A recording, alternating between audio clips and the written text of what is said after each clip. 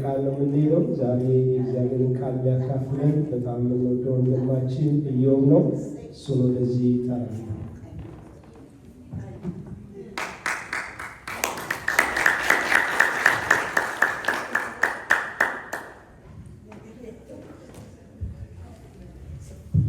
እንደምን አረፈዳችሁ። ዛሬ እንግዲህ ያው ሁሉንም ተቆጣጥረዋል።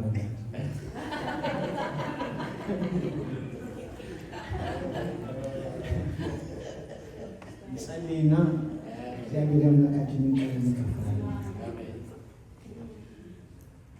እግዚአብሔር አምላክ ሆይ እጅግ አድርጌ አመሰግናለሁ። በአንተና በሕዝብ ፊት ቆሜያለሁ። ጌታ ሆይ የአንተ ቃል ያነጻል፣ ይቀድሳል፣ ያቆማል። እግዚአብሔር አምላክ ሆይ እኔንም እንድትረዳኝና እንድታግዘኝ በውስጥ ያስቀመጥከውን ቃል እንደሚገባ መግለጽ እንድችል እንድትረዳኝ ጊዜውን ሰዓቱን ሁሉ አሳልፌ ላንተ እሰጣለሁ በኢየሱስ ክርስቶስ። ወደ እግዚአብሔር ቤት ስትመጣ ግን ጠብቅ ይላል። ለመስማት መቅረብ ከሰነፎች ይበልጣልና። ወደ እግዚአብሔር ቤት የምንመጣው ቃሉን ለመስማት ነው። እግዚአብሔር ምን ይናገረኛል? በእግዚአብሔር ፊት ስንቆም ደግሞ ዝም ብለን አይደለም የምንቆም። በጣም ያስፈራል። በእግዚአብሔር ፊትና በእግዚአብሔር ፊት መሆን። የእግዚአብሔር ሕዝብ ደግሞ የተቀደሰ ጉባኤ ነው። የሚገርመኝ ነገር ብዙ ጊዜ እናገራለሁ። ለእግዚአብሔር ሕዝብ ትልቅ ክብር ነው ያለ መሰላችሁ። በአስገራሚ ሁኔታ ከዓለም አምጥቶ ያመጣል። አንዳንድ ሰዎች ክርስቲያን ስንሆን በቋንቋ ጴንጤ ስንባል ሞኞች፣ ጅሎች፣ ምንም የማናውቅ በቃ ሌሎቹ ምን ይመስላችኋል? እነሱ ያሉበት አራድነት ይመስላችኋል። ከዛ ውስጥ ግን አምጥቶ ያመጣል ማለት ጌታ። ስለዚህ ስንቱን ኃይለኛ ነው ሰብሮ ያደረገው። ይገርመኛል። አንድ ጊዜ እንደዚህ ወደ በዚህ ምስክርነት ሊጀምር ሚያዝያ መስከረም 27 ይሁን እንደዚህ መድኃኔዓለም የሚባል የሚከበርበት ቀን ነው። ኮንፈረንስ ተዘጋጅቷል። እኛ ጋር ዲያቆናት ከሌላ ቤተ ክርስቲያን ተሰብስበው መጥተው ወደ 20 የሚጠጉ አናስገባ አናስወጣ እህቶች ለመማታት አገር ቤት። አሁን በቃ ይገርማችኋል። ይሄ ድሮ የሆነ ነገር የነበረብን ሁሉ ሌላው ሲገባ ገለል ብለን ሊያመጡብን የድሮን ነገር እኮ በቃ። ከዛ በኋላ በቃ አሁን ለቀረንና አንድ 20-30 ነው ቀረን። እኛ ወደኋላ ሌላው ሲገባ አንዴ ብቻ ሄደን በቃ ጌታ ሆይ ሰው በእጃችን ላይ ጠፋል እኮ በቃ።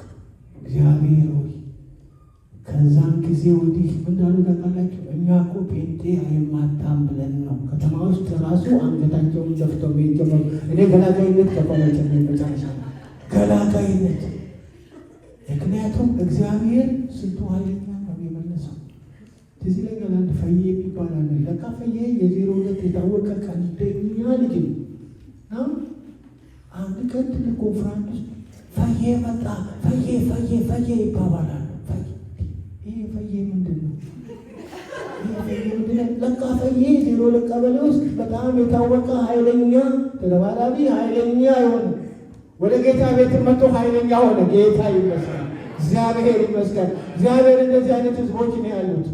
ቀላል አይደለም የእግዚአብሔር ህዝብ።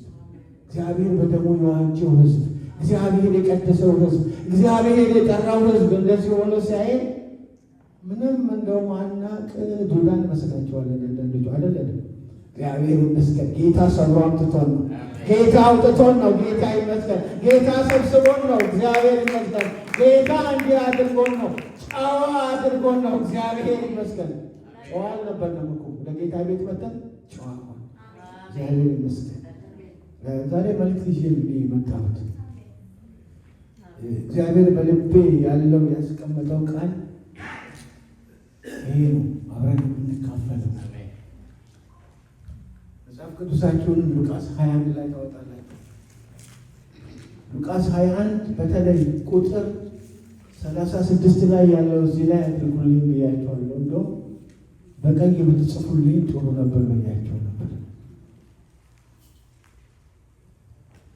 እንግዲህ ሊመጣ ካለው ከዚህ ሁሉ ለማምለጥ በሰው ልጅም ፊት ለመቆም እንድትችሉ ስትጸልዩ ሁል ጊዜ ትጉ። እንግዲህ ሊመጣ ካለው ይላል። ሊመጣ ያለ ነገር አለ። በዓለማችን ላይ ሊመጣ ያለ ነገር አለ። እየተዘጋጀ ያለ ነገር አለ። እየሆነ ያለ ነገር አለ። ነገር ሁሉ ወደ ፍጻሜ እያመጣ ነው። በጣም እየቸኮለ ነው። ከምን ጊዜውም የበለጠ እየቸኮለ ነው ያለው። ስለዚህ በዚህ ቦታ ሲያስቀመጥ ይላል እንግዲህ ሊመጣ ካለው ከዚህ ሁሉ ለማምለጥ እንድትችሉ ትጸልዩ፣ ሁልጊዜ ትጉ። የሚያስገርም ነገር ነው እኮ የጠየቁት። የሚያስገርም ነገር ነው። ምክንያቱም አይተው ጠየቁ ደቀ መዛሙርቱ ስለ መቅደስ፣ ስለተለያየ ነገር። ይሄ መቼ ነው የሚሆነው? ንገረን። የዓለም ፍጻሜ መቼ ነው የሚሆነው? ምልክቶች ምን እንደሆኑ በትክክል የነገራቸው። ድንጋይ በድንጋይ ላይ ሳይፈስ በዚህ አይቀርም። እነዚህ ትልልቅ ሕንፃዎች ዳውንታውን ያሉት የሉም፣ ይፈርሳሉ፣ ይወድቃሉ። ታውቃላችሁ እንደሚወድቁ የሚወድቁበት ቀን እንደሚመጣ ይወድቃሉ። ታላቅ ነገር ነው እየመጣ ያለው። ታላቅ ጥፋት ነው እየመጣ ያለው። ከዚህ ሁሉ ለማምለጥ እንድትችሉ ስትጸልዩ ትጉ የሚለው እንደዚሁ አይደለም። ሰይጣን እየተዘጋጀልን ነው ያለው። ዝም ብሎ ያለ እንዳይመስላችሁ።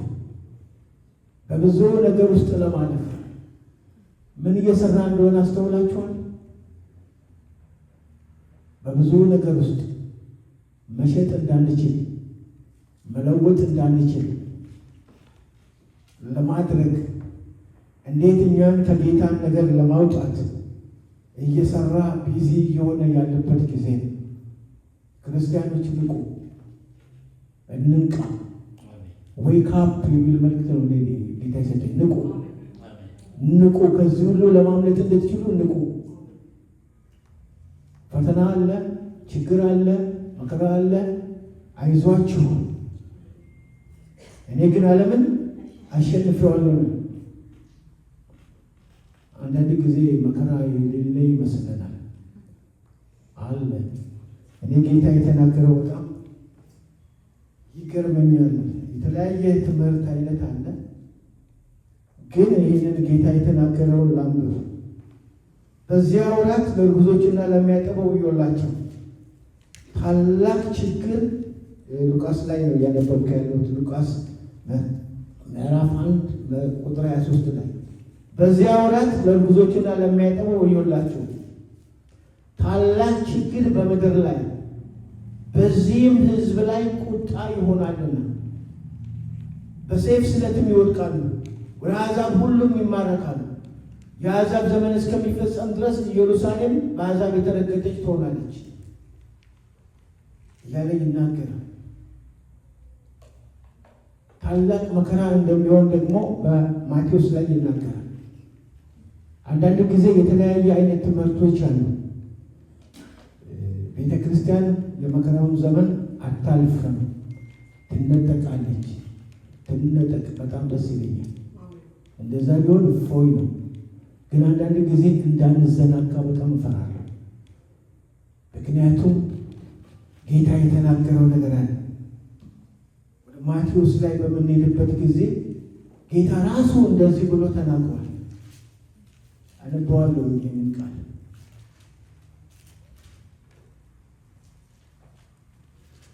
ማቴዎስ 24 ላይ ነው። እንደዚህ ይላል ከቁጥር ከቁጥር 15 ጀምሮ ለአንብበው ምዕራፍ 24 ላይ እንግዲህ በነቢዩ በዳንኤል የተባለው የጥፋትን ርኩሰት በተቀደሰችው ስፍራ ቆሞ ስታዩ አንባቢው ያስተውል። በዛን ጊዜ በይሁዳ ያሉት ወደ ተራራዎች ይሽሹ፣ በሰገነትም ያለ በቤቱ ያለው ሊወስድ አይውረድ፣ በእርሻም ያለ ልብሱን ይወስድ ዘንድ ወደ ኋላው አይመለስ። በዛች ወራት ለርጉዞችና ለሚያጠቡ ወዮላቸው።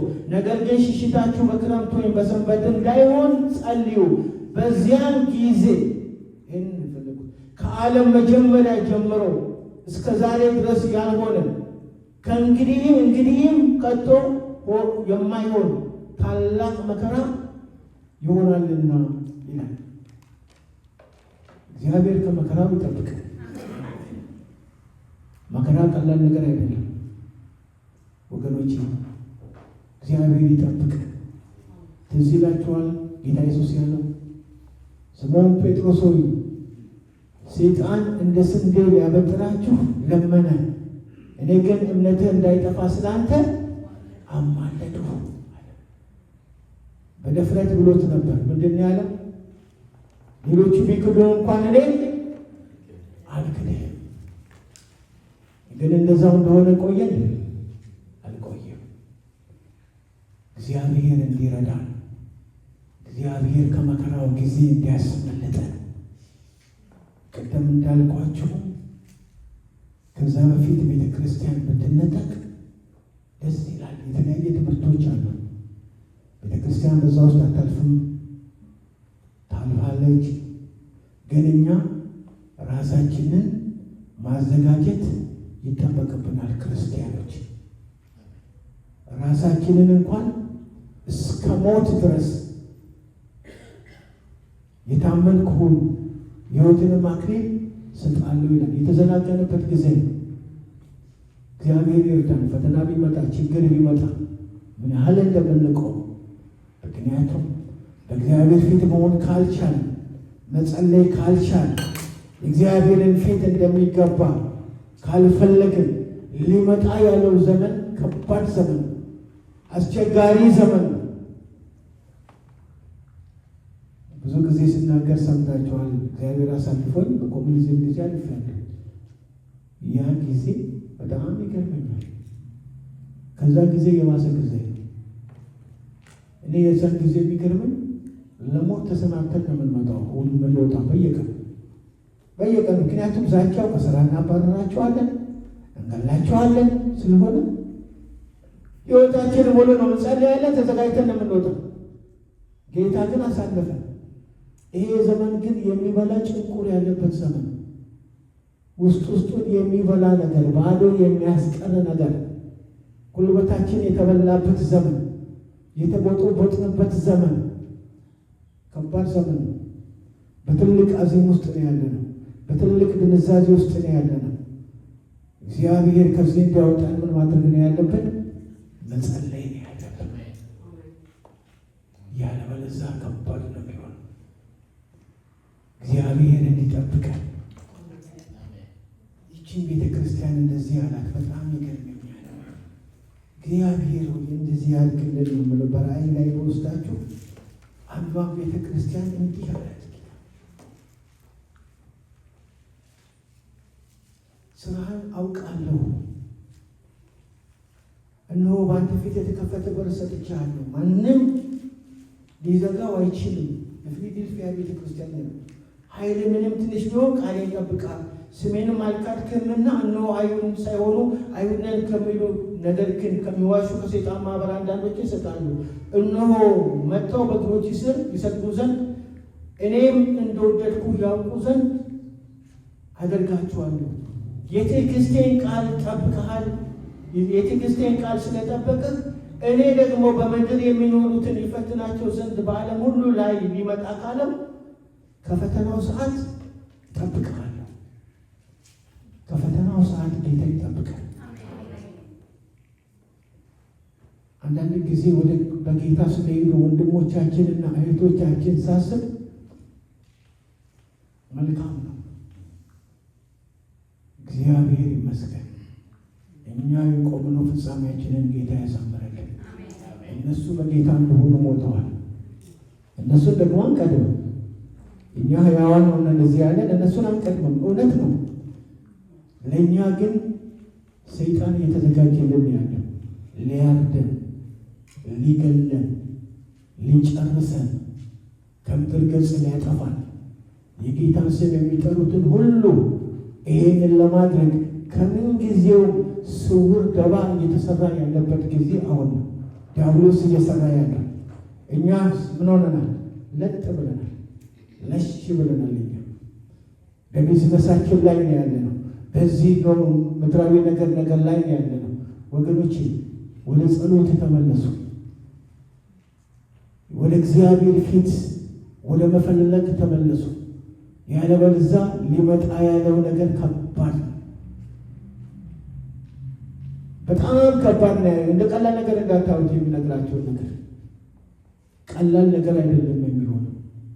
ይህ ሁሉ በየመድረኩ የሚዘል ሁሉ የሚፈተንበት የሚጣራበት የሚያጣራ ፈተና ሊመጣ ያለበት ጊዜ ነው። ግን ጌታ ምን አላቸው? ለስምዖን እምነትህ እንዳይጠፋ ስላንተ አማለዱ፣ ጸለይኩ። ከጥፋት ልጅ በስተቀር ማንም አልጠፋም። እግዚአብሔር ይርዳን፣ እግዚአብሔር ያግዘን። ወደ ጴጥሮስ መልእክት ላይ ወስዳችኋለሁ። በጣም ከሚገርመኝ ሐዋርያው ጴጥሮስ እንዲህ ብሎ ነገራቸው። እኔ እሄዳለሁኝ፣ ከመሄዴ በፊት ግን ላነቃችሁ የሚገባ ይመስለኛል። ላንብበው። እንደዚህ ይላል፣ ስለ እነዚህ ነገሮች ምንም ብታውቁ ብሎ አነባችኋል። እነዚህ ነገሮች በኋላ ሁለተኛ ጴጥሮስ ላይ ነው ያለው፣ ምዕራፍ 1 ከቁጥር 12 ጀምሮ ስለ እነዚህ ነገሮች ምንም ብታውቁ በእናንተ ዘንድ ባለ እውነት ምንም ብትጸኑ ስለ እነዚህ ዘወትር እንዳሳስባችሁ ይቻላል። ሁልጊዜም በዚህ ማደሪያ ሳለሁ በማሳሰቤ ላነቃችሁ የሚገባ ይመስለኛል። ሁል ጊዜ ላነቃችሁ የሚገባ ይመስለኛል። እኔ ከዚህ ማደሪያ ፈጥኜ የሚሄድበት ጊዜ እንደደረሰ አውቃለሁ። ስለዚህ ላነቃችሁ ይገባኛል። እንንቃ። የቤተ ክርስቲያን መሪዎች፣ ፓስተሮች እንንቃ። ሰዎችን እናዘጋጅ። የሚቀበሉ ወንጌልን ይዞ የሚሮጡ የሚያስቀጥሉ ከአሁኑ ነው መዘጋጀት ያለባቸው። ምክንያቱም መቼ እንደምንጠራ አናውቅም። አንዳንድ ጊዜ ብዙ ዓመት እንደሚኖሩ ሰዎች ነው የምንሆነው። ብዙ ዓመት እንደምንቆይ አይደለም። ግን እኔ በጣም የሚያሳስበኝ አንድ ነገር አለ። ስለዚህ ቤተ ክርስቲያን ሳስብ ምጥ የሚይዘኝ ነገር አለ። ምን እንደሆነ ታውቃላችሁ? በቀጣዩስ በእውነት ጌታን እያገለገሉ ይችን ቤተ ክርስቲያን ይዘው የሚሻገሩ ሰዎችን ጌታ እንዲያስነሳ፣ ሰዎችን እንዲሾም፣ አገልጋዮችን እንዲሾም እንዲያወጣ። ያለበለዚያ አስቸጋሪ ነው የሚሆነው። ትርምስምስ እንዳይሆን ከመካከላችን አንድ ሰው ቢለይ፣ 2 ሰው ቢለይ፣ 3 ሰው ቢለይ እንዴት ነው የሚሆነው? ለማሰባሰብ ከባድ ነው የሚሆነው። ከአሁኑ ግን ማዘጋጀት ያስፈልጋል። ሰዎችን ልናዘጋጅ ያስፈልጋል። አገልጋዮችን ልናዘጋጅ ያስፈልጋል። ልናሰማራ ይገባል። እግዚአብሔር ይርዳል እንድንተጋ። ሁለተኛ ጴጥሮስ ምዕራፍ 1 ላይ እግዚአብሔር አምላካችን ቃል እንደዚህ ይላል፣ ምን ማድረግ እንዳለብን። የኢየሱስ ክርስቶስ ባሪያና ሐዋርያ የሆነ ስምዖን ጴጥሮስ በአምላካችንና በመድኃኒታችን በኢየሱስ ክርስቶስ ጽድቅ ላገኘነው ቃል የተካከለ የክብር እምነት ላገኘ የመለኮቱ ኃይል በገዛ ክብሩና በበጎነቱ የጠራንን በማወቅ ለሕይወትና እግዚአብሔርን ለመምሰል የሚሆነውን ነገር ሁሉ ስለሰጠን በእግዚአብሔርና በጌታችን በኢየሱስ እውቀትና ጸጋ ሰላም ይብዛላችሁ ብሎ ስለ ክፉ ምኞት በዓለም ካለው ጥፋት አምልጣችሁ ከመለኮት ባህሪ ተካፋዮች በተስፋ ቃል እንድትሆኑ በእነዚያ ክብርና በጎነት የተከበረና እጅግ ታላቅ የሆነ ተስፋን ሰጠን። ስለዚህም ምክንያት ትጋትን ሁሉ እያሳያችሁ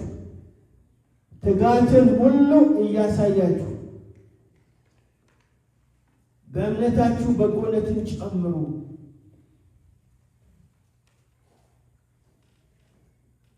በበጎነትም በእውቀትም ራስን መግዛት፣ ራስን በመግዛት መጽናትን፣ በመጽናትም እግዚአብሔርን መምሰል፣ እግዚአብሔርን በመምሰል በወንድማማች መዋደድ ፍቅርን ጨምሩ። እነዚህ ነገሮች ለእናንተ ሆነው ቢበዙ በጌታችን በኢየሱስ ክርስቶስ እውቀትና ስራ ፈቶች ፍሬ ቢሶች እንዳትሆኑ ያደርጓቸዋልና። እነዚህ ነገሮች የሌሉት ዕውር ነውና በቅርብም ያለውን ብቻ ያያል፣ የቀደመውንም ኃጢአት መንጻት ረስቷል። ስለዚህ ወንድሞች ሆይ መጠራታችሁንና መመረጣችሁን ታጸኑ ዘንድ ከፊት ይልቅ እንድንተጋ እግዚአብሔር ይርዳል። እግዚአብሔር የትጋት መንፈስን በእኛ ላይ እንዲያደርግ እንድንተጋ ወገኖች፣ የጠላትን አሰራር እንድናይ፣ አይናችን እንዲገለጥ፣ አይናችን እንዲከፈት፣ ወደ እግዚአብሔር ነገርን እንድናይ፣ ተከፍቶ እንድናይ፣ ሰማያት እንዲከፈቱ፣ ጠልን እንዲያፈሱ። ይህንን ለማድረግ መጀመሪያ በእግዚአብሔር ፊት ማውደቅ ነው የሚያስፈልገው። መጸለይ ነው የሚያስፈልገው። ምሪት ማግኘት ነው የሚያስፈልገው። የጠላትን አሰራርን አይተን እንድንመታ በእግዚአብሔር ፊት ልንተጋ ይገባል። በጸሎት ልንተጋ።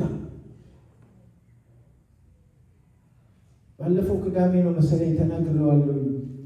የሐዋርያት ሥራ ምዕራፍ 8 ላይ ከእስያ የመጡት አይሁድ የሌሎችን ችላ ይላቸው ስለነበረ ዲያቆናትን መረጡና ከዛ በኋላ ግን ሐዋርያት ያሉት ይገርመኛል። እኛ ግን ለጸሎትና ቃሉን ለማገልገል እንተጋለን። በጸሎት ትጉ ወገኖች፣ በጸሎት ትጉ። በጸሎት ውስጥ ነው ብዙ ነገር የሚሆነው። ለዚህም ነው ጌታ ፊቴን ፈልጉ ያለው። ፊቱን መፈለግ ራእይ እንዲገለጥ። ሁለቱንን መስክር ይላችኋል። የአዳር ጸሎት ያደርንበት ጊዜ አለ። ሁለት የሻይ ረፍቴ ነው። እያንበለበል ነው። ይቀርበኛል ያንሰመሳስ ተንበረከክን፣ እየጸለይን በመንፈስ ሙቀት እየተቃጠልን እየጸለይ ይነጋል ለቤቱ በቃ እግዚአብሔር ደግሞ ርስ ከአንዱ አንዱ ያመጣል። ሁለት ሆኖ አስቸጋሪ ጊዜ ነው፣ ከባድ ጊዜ ነው። እግዚአብሔር ግን የጸሎታችንን መልስ ሰጠ። መቼ ነው ጌታ ሆይ ይሄ የሚሆነው? መቼ ነው? ትልቅ ስብሰባ ውስጥ ቁጭ ብለን የኮሚኒስት እንትኖች ውስጥ ወጣቶችን በሌለ መቼ ነው ይህንን አዳራሽ የሚሰጠው? መቼ ነው ይሄ ቤት የሚሞላው? መቼ ነው? እንጸልያለን እንደዚህ እያለ እግዚአብሔር አዳራሹንም ሰጠን፣ ሁሉ ነገር አስወረሰን። ካስወረሰን በኋላ ግን አሁን ቤተክርስቲያን ውስጥ ብዙ ነገር ውስጥ የገባችበት ጊዜ ነው። በብዙ ችግር ውስጥ ያለችበት ጊዜ ነው። በብዙ ነገር ውስጥ ያለችበት ጊዜ ነው። በብዙ ስራት ውስጥ ያለችበት ጊዜ ነው። የእግዚአብሔር ነገር ቢዝነስ የሆነበት ጊዜ ነው። ወደዚህ ውስጥ እንዳንገባ እግዚአብሔር ይርዳል።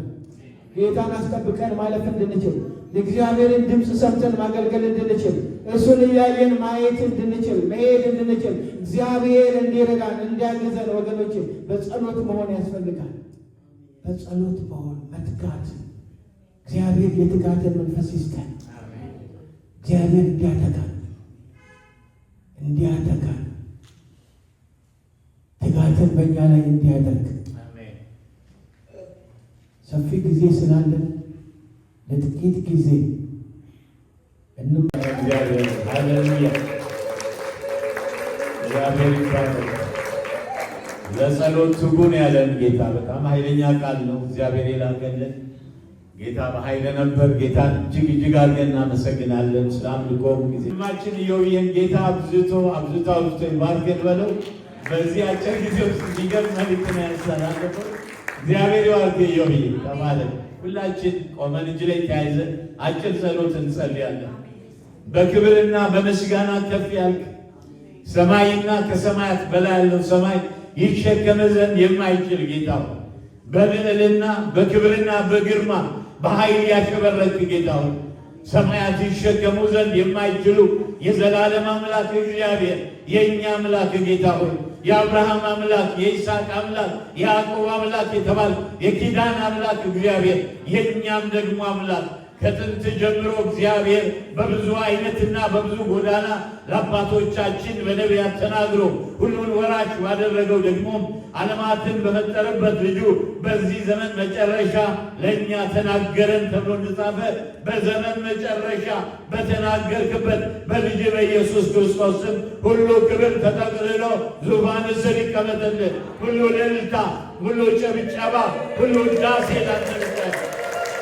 ያከበርከን ጌታ እናቴ እግዚአብሔር ሆይ ቤትህን ክብር ያጥለቅልቀው አባብዬ የዘላለም አባት እግዚአብሔር ሆይ በመጀመሪያው ዘመን የነበረ አይደለም የምለው ከፍ ያለ ክብር ነበር፣ ግን ከዛም በሚበልጥ ክብር አምላኬ የኋለኛው ክብር ከመጀመሪያው ክብር ይበልጣል ብላል። አምላኬ እግዚአብሔር ሆይ በክብርህ ምድሪቱን፣ በክብርህ ቦታውን፣ በክብርህ አብያተ ክርስቲያናትን፣ በክብርህ ቤተ ክርስቲያንን ታጥለቀልቅ ዘንድ እንጸልያለን። የዘላለም አባት እግዚአብሔር ሆይ ጸጋ ያለምንም መከልከል ይለቀቅልን። ሁሉን ታደርግ ዘንድ ቻይ፣ ሐሳብ ይከለከል ዘንድ ከቶ የማይቻል ጉልበታም አምላክ አቅም ያለህ ጌታ ሆይ ከምንለምነው ከምናስበው ሁሉ እጅግ አብልጠህ ልታደርግ ለሚቻል ለአንተ በጌታ በኢየሱስ በክርስቶስ ኢየሱስ እስከ ትውልዶች ሁሉ ከዘላለም እስከ ዘላለም ክብር ይሁን በለው። ክብር እንስጠው ለዚህ ጌታ። ሃሌሉያ! ክብር ይሁንለት። ሃሌሉያ! እናደንቃለን ጌታችን። የወደቁ ይነሱ፣ የታሰሩ ይፈቱ፣ የታመሙ በዚህ ሰዓት ጸልያለሁ። ባላችሁበት ቦታ ወደዚህ መምጣት አያስፈልግም። ነገር ግን የሚያማችሁ ቦታ እጃችሁ ያዙ። ዛሬ እግዚአብሔር ያልፋል አለ በዚህ በመካከላችን በጌታ በኢየሱስ ስም። ጌታ ሆይ ፈዋሽህ አምላክህ እግዚአብሔር ነኝ ያልክ፣ ፈዋሽሽ አምላክህ እግዚአብሔር ነኝ ያልክ ጌታ ሆይ አብ ስለወልድ እንዲከበር በስሜ የምትለምኑትን ያደርገዋል ብለሃል። የኪዳን አምላክ ነህ። አብ ስለወልድ እንዲከበር የታመሙ በዚህም የሌሉ በአልጋቸው ላይ ሆነው የሚያመጡ ጌታ ሆይ አንዳንዶች የነገሩን፣ አንዳንዶች ያልነገሩን፣ አንዳንዶች ሚስጥር አድርገን እንድንጸልይላቸው የነገሩን አምላኬ ሆይ በጌታ በኢየሱስ አሁን እጸልያለሁ። የተነቀለ ይሁን፣ የተነቀለ ይሁን። በኢየሱስ ይነቀል፣ በኢየሱስ ስም ይነቀል፣ በኢየሱስ ስም ከእያንዳንዱ ላይ ይነቀል፣ በጌታ በኢየሱስ ይነቀል። የዲያብሎስን ስራ ሊያፈርስ የእግዚአብሔር ልጅ ተገለጠ ተብሎ እንደጻፈ ማናቸውም ስራውን እናፈርሳለን። ቤተ ክርስቲያን ተውባ አጊጣ ጌታውን ሙሽራውን መጠበቅ አለባት። አምላኬ ቅድስና መንፈስ ቤተ ክርስቲያንን ይወርስ ዘንድ የዘላለም አባት እግዚአብሔር ሆይ ከሌላው ጊዜ በበለጠ ቤተ ክርስቲያን በክብር ተሞልታ የምንጠብቅበት ጸጋ ይለቀቅ ዘንድ በኢየሱስ እጸልያለሁ። የዘላለም አባት እግዚአብሔር ሆይ ወንዶች፣ ሴቶች ልጆች በክርስቶስ ኢየሱስ ደም የተጠበቁ ይሁን። ልጆቻችን ይጠበቁ፣ የሚመጣው ትውልድ ይጠበቅ፣ ዘር ሁሉ ይጠበቅ፣ ቅዱሳን ይጠበቁ። ጌታ ሆይ የዘላለም አባት ስለሰጠን ስለዚህ የከበረ ጊዜ እናመሰግናለን። በጌታ በኢየሱስ ለጌታ ክብር መስጠት አሜን። እግዚአብሔር ይባርካችሁ፣ ይጠብቃችሁ። እግዚአብሔር አምላክ ፊቱን ያብራላችሁ፣ ይራራላችሁ። እግዚአብሔር አምላክ ፊቱን ወደ እናንተ ያንሳ፣ ሰላሙንም ይስጣችሁ። የእግዚአብሔር ፍቅር፣ የጌታ ኢየሱስ ክርስቶስ ጸጋ፣ የመንፈስ ቅዱስ ኅብረት ከሁላችን ጋር ይሁን። በአብ በወልድ በመንፈስ ቅዱስ ስም አንድ አምላክ ለዘላለም ተባርካችሁ ቅሩ። ተባረኩ።